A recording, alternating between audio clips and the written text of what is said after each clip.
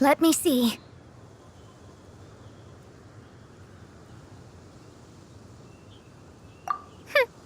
I could have predicted as much.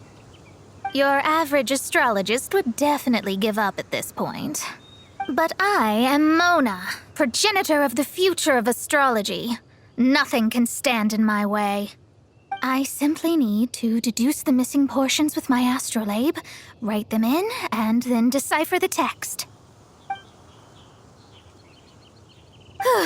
Finished at last. So what does it say?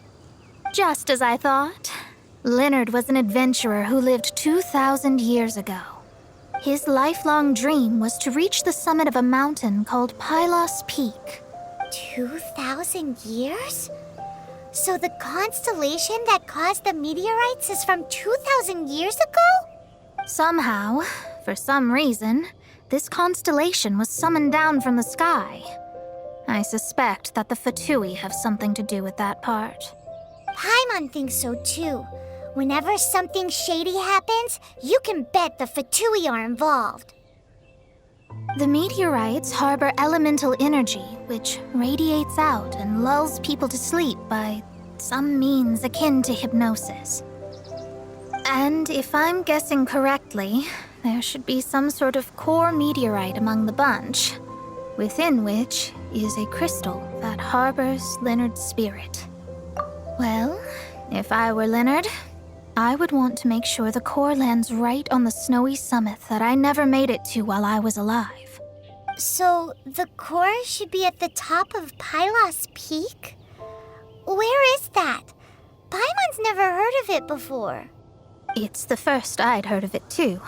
So I compared the map from the book against the current topography of Mondstadt.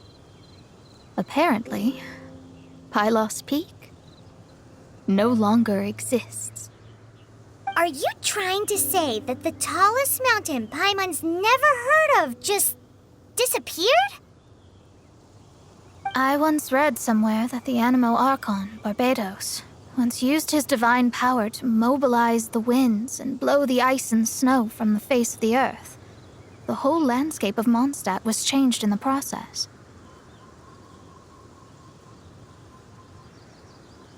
The mountains of that age were replaced by the vast stretch of ocean we see today. Still, a mountain that high, drop it into the ocean and it'll still leave a trace. The summit still reaches just above the water's surface, so the place known as Pylos Peak in Leonhard's day is today known as Musk Reef.